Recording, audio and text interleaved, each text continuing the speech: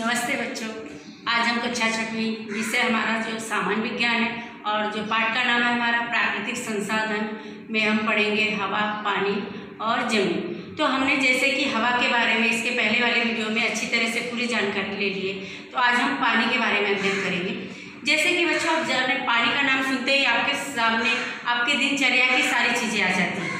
आपका सुबह से उठना, शौच जाना, दांत साफ करना, नहाना, भोजन बनाने के लिए, बर्तन धोने के लिए, कपड़े धोने के लिए, फर्श धोने, सारी चीज़ों में पानी का उपयोग होता है। तो समझ जाइए कि पानी कितना महत्वपूर्ण है।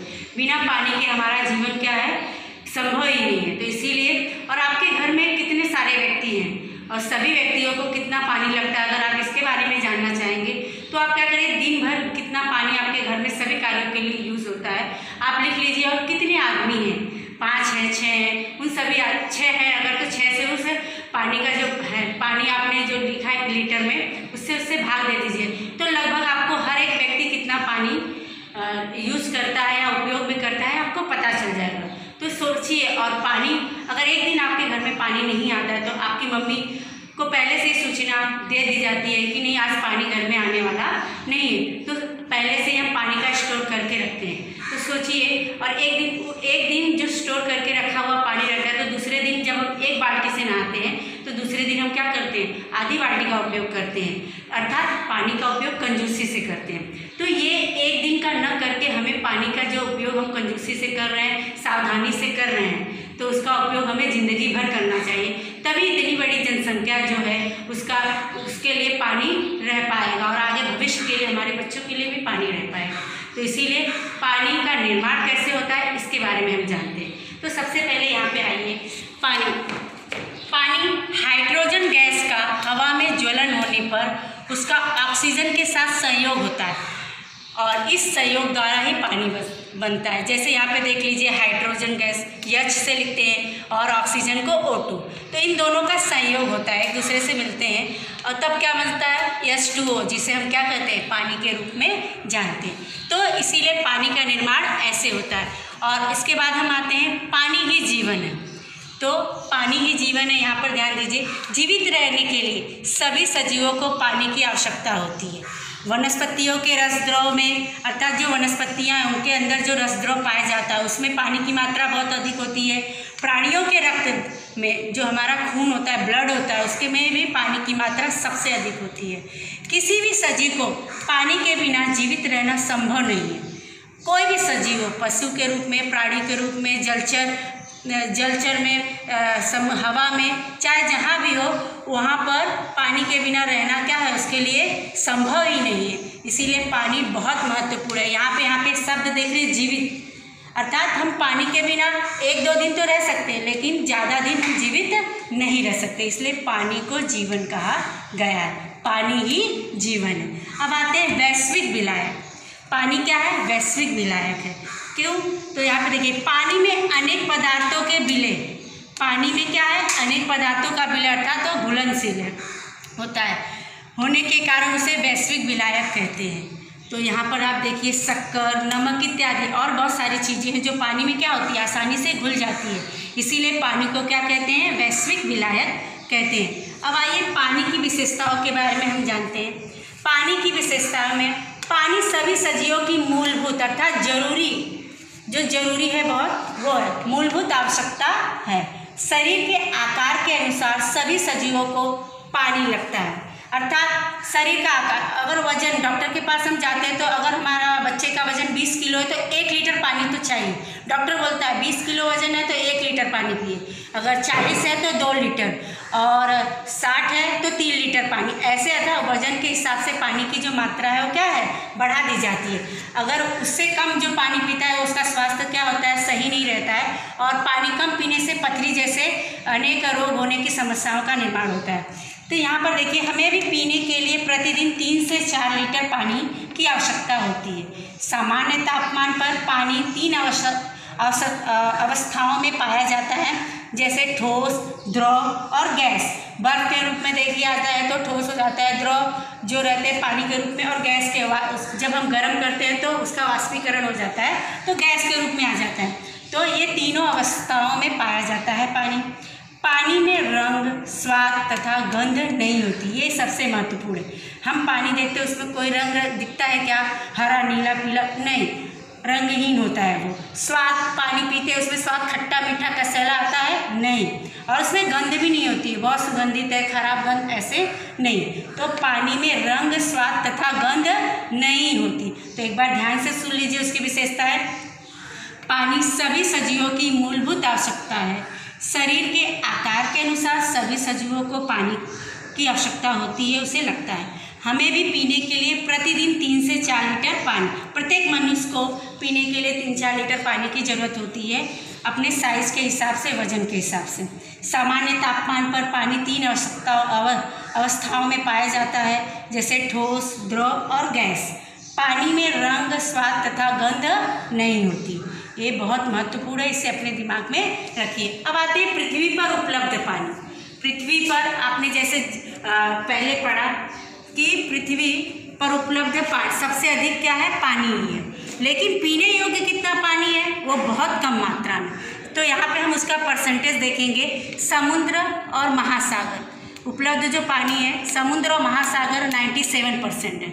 बर्फ स्वरूप भूगर्भ का तथा अन्य पानी, भूगर्भ अर्थात जमीन के अंदर का जो पानी है वह 2.7% है।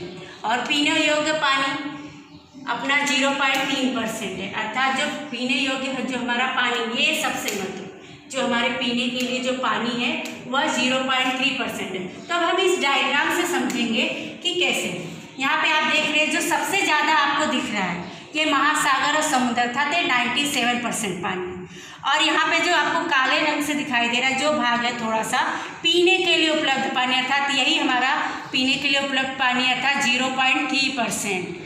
ये पानी, हम इसी पानी का उपयोग पीने के लिए करते हैं। और बाकी जो बर्फ स्वरूप, जैसे आप देखो हिमालय पर्वत पे जो बर्फ जमी है, जमीन के अंदर का पानी तथा अन्य जो पानी है वो रेड से यहाँ पे हमने दिखाया, अर्थात 2.7% जो पानी है ये क्या है? बर्फ स्वरूप भूगर्भ का तथा अन्य पानी है। इसका उपयोग हम क्या करते हैं?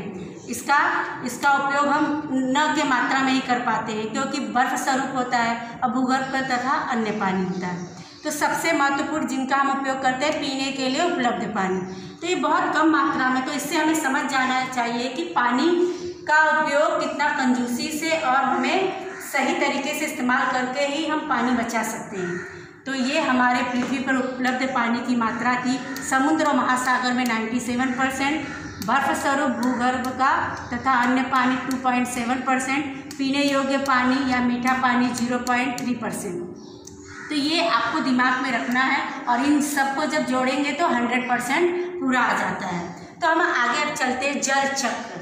सबसे क्या है? जल चक्र और पानी का उपयोग। जल चक्र बच्चों, तो यहाँ पर आप देखेंगे जैसे मैंने ये आकृति आपके लिए बनाई है, तो यहाँ पर आप ध्यान से देखिए कि यहाँ पे आपको सूर्य दिख रहा है, बादल है, फिर वर्षा हो रही है। यहाँ पे समुद्र महासागर का पानी है या नदियों का पानी जो कह सकते हैं यहाँ पर। तो यहाँ पे देखिए यहाँ का जो पानी है यह सूर्य की किरणों के द्वारा इसका वाष्पीकरण हो रहा है, और वाष्पीकरण होकर यहाँ पर क्या हो रहा है? वाष्प का संघनन हो रहा है, और उस संघनन के कारण क्या हो रही है? यहाँ पर बरसात हो रही है, और बरसात का पानी फिर वापस समुद्र में आकर मिल जा रहा है। तो बरसात का पानी यहाँ पर वापस फिर से समुद्र में फिर से वही क्रिया हो रही है, फिर सूर्य के द्वारा वाष्पीकरण हो रहा है, और उसका फिर संघनन और फिर वर्षा होने के द्वारा यह मीठे पानी का जल स्रोत फिर से आ रहा है, और वही मीठे पानी का जल स्रोत हम लोग अब पीने के लिए उपयोग में लाते हैं। तो यहाँ पर आप देखिए ध्यान से कि जल चक्र की सहायता से पृथ्वी के जल का नियमन होता है,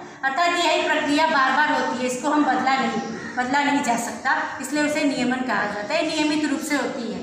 तो सूर्य की उष्मा द्वारा महासागरों के जल की वाष्प अर्थात पानी की भाप का निर्माण होता है। सूर्य की उष्मा के द्वारा ये महासागरों के जल के वाष्प का निर्माण होता है। इसी वाष्प के संघनन द्वारा बरसात होती है, और इसी जो वाष्प का संघनन यहाँ पर हो रहा है, जैसे आप देखते हैं कि कोई भी गर्म चीज़ के ऊपर अगर हम ढक्कन रख देते हैं, आपका टिफिन ही हो गया, आप मम्मी गर्म रोटी रख दी है, जब आप खाने के समय टिफिन खोलते हैं तो आप देखते हैं बहुत सारा पानी बूंदें इकट्ठा हो गई हैं, तो क्या होता है? वो वाष्पीकरण का संघनन हो गया रहता है पानी की बूंदों का, तो वो आपको पानी के रूप में हुआ क्या ठंडी होने के बाद दिखाई देती। फिर उसी के द्वारा क्या होता है, वर्षा होती है। तो ये सारी चीज़ें हम फिर से वही नियमित रूप से यह चक्र चलते रहता है। तो यहाँ पर इसी वाष्प के संघनन द्वारा बरसात होती है और वर्षा के पानी द्वारा मीठे पानी के स्रोतों का निर्माण होता है। ये जो वर्षा होती है इसी के द्वारा मीठे पानी का होता है, नदियों, तालाबों, कुओं में यह पानी क्या होता है, इकट्ठा होता है और इसका उपयोग हम पीने के लिए करते हैं। तो ये इसको आपको ध्यान से देखना होगा। जैसे कि बच्चों आप देख रहे हैं, ये चित्र का पर प्रेक्षण कीजिए। तो यहाँ पर आप देखेंगे कि पानी का उपयोग हम बड़े पैमाने पर करते हैं। जैसे यहाँ पर आपको देख रहा है, कंपनी दिख रही है, यहाँ पर पानी के अंदर सब नहा रहे हैं, कपड़े बर्तन धोए जा रहे हैं, यहाँ पे घर में भी पानी का उपयोग किया जा रहा है। तो बहुत बड़े पैमाने पर यहाँ पर हम पानी का क्या कर रहे हैं, उपयोग कर रहे हैं। इसके साथ साथ पानी के अंदर गंदगी भी हो रही है। जो कपड़े धो रहे हैं खुले स्थानों पर, हम शौच के लिए भी यहाँ पर इस्तेमाल किया जाता है। तो यहाँ पर गंदगी भी हो रही है इसे, क्योंकि यहाँ पे देखिए कंपनी के द्वारा जो गंदा पानी इसके अंदर निकास हो रहा है। तो जब निकास हो रहा है तो उसका रासायनिक प्रक्रिया करके उसका शुद्धिकरण करके ही उसे छोड़ा जाना चाहिए। इस बात को भी हमें ध्यान में रखना चाहिए। तो बच्चों बातें हैं पानी के स्रोत। जैसे कि हमने यहाँ पर देख लिया कि जल चक्र के द्वारा किस प्रकार पानी प्राप्त हुआ। तो पानी के स्रोत में एक प्राकृतिक स्रोत है, दूसरा मानव निर्मित स्रोत। तो सबसे पहले हम जानेंगे कि प्राकृतिक स्रोत जैसे नाले, नदियाँ, छोटे तालाब, झरने तथा झीलें इत्यादि, ये सब क्या है, प्राकृतिक स्रोत है। यह प्रकृति के द्वारा इनका निर्माण हुआ है, जिसके द्वारा इसके अंदर जो पानी आता है वो वर्षा का पानी इसमें इकट्ठा होता है और इसका उपयोग हम साल भर करते हैं। अब मानव निर्मित स्रोत में नलकूप, जैसे आप गाँव में जाते हैं नलकूप रहता है, चापाकल अर्थात हैंडपंप, हम लोग हैंडपंप हर घर में हैंडपंप आपको दिखाई देगा गाँव में। कुएं, नदियों पर निर्मित बांध, और नदियों पर बड़े बड़े बांध बनाए जाते हैं कि वर्षा का पानी वहाँ पर इकट्ठा किया जाता है और साल भर हम इस पानी का उपयोग करते हैं।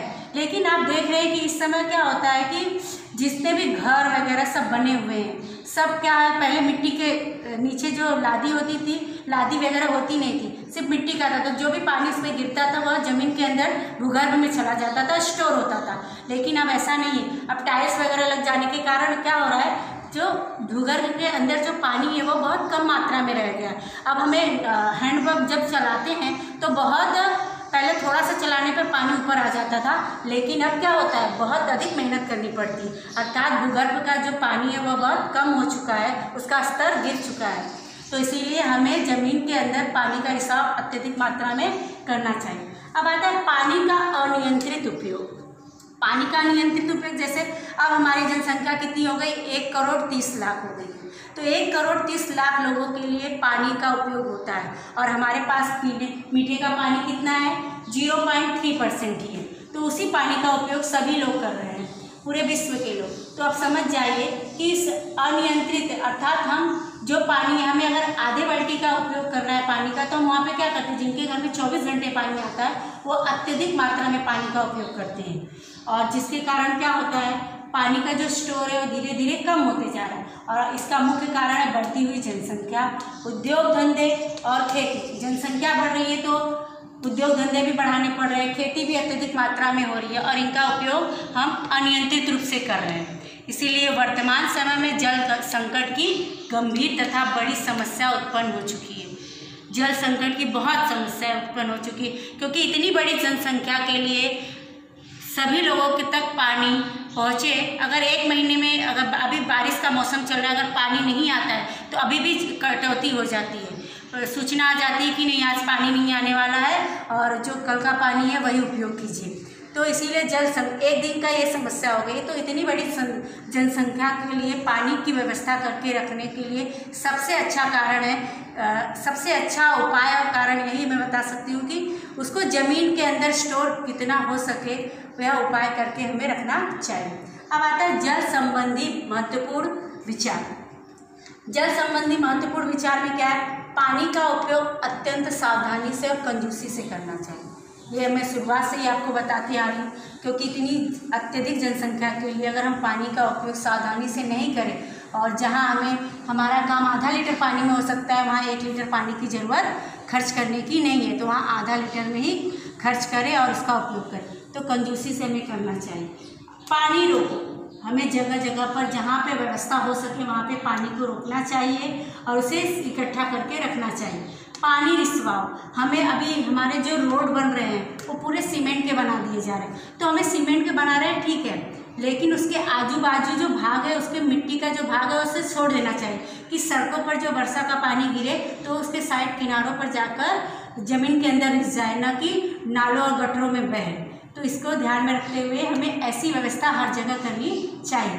पानी रिसवाओ, जैसे उपायों द्वारा भूगर्भ के जल के स्तर को क्या करना चाहिए, बढ़ाना चाहिए। पानी के संकट का सामना करने का सबसे उत्तम उपाय है बरसात के पानी का संचय। हमारे बरसात इतनी होती है कि आप सुनते हैं कि बाढ़ आ गई, यहाँ बाढ़ आ गई, यहाँ अभी देखिए जयपुर में, बिहार में कितनी बाढ़ आई। अर्थात पानी की कमी नहीं है, लेकिन हमें उसे इकट्ठा करने के लिए हमारे पास कोई सही ढंग का उपाय नहीं है, व्यवस्था नहीं है, जिसके कारण क्या होता है, हमें पानी की कमी होती है। इसीलिए बरसात के पानी का संचयन सही ढंग से हमें उसे इकट्ठा करना चाहिए। पानी कभी बासी नहीं होता, उसका पुनरुपयोग करना एक महत्वपूर्ण कार्य है। हम देखते हैं हमारे मम्मी पापा या हम लोग भी देखते हैं कि पानी है, आज पानी आया तो उसको गिरा देते हैं। नहीं, पानी कभी भी बासा, आप स्टोर करके रखें तो बासी नहीं होता, उसका उपयोग हम अन्य कार्यों में कर सकते हैं। तो ये जो सोच है सबकी कि पानी एक दिन का हो गया, बासी हो गया, उसको गिरा दीजिए, नहीं, जहाँ से पानी आ रहा है वहाँ पर भी वो कितने दिनों का पड़ा हुआ है। तो इसीलिए जब तक वो पानी खराब नहीं होता उसका उपयोग हम कर सकते हैं। इसीलिए पानी कभी बासी नहीं होता, उसका बार बार उपयोग करना चाहिए, एक महत्वपूर्ण कारण। ये महत्वपूर्ण बातें, अगर ये बातें अगर हम अपने दिमाग में बिठा लें तो हमें कभी भी पानी की कमी नहीं हो सकती। तो बच्चों, आज हमने पानी के बारे में विस्तृत जानकारी प्राप्त की और इसी के द्वारा मैंने इस जो वीडियो में आपको सारी चीज़ें बताई हैं, तो इसको आपको ध्यान में रखना है और इन सारे जो महत्वपूर्ण मुद्दे हैं उसे अपने कॉपी में अच्छे से लिखकर शुक्रवार को आपको भेजना है। आपके सभी बच्चों के गृह कार्य आने चाहिए।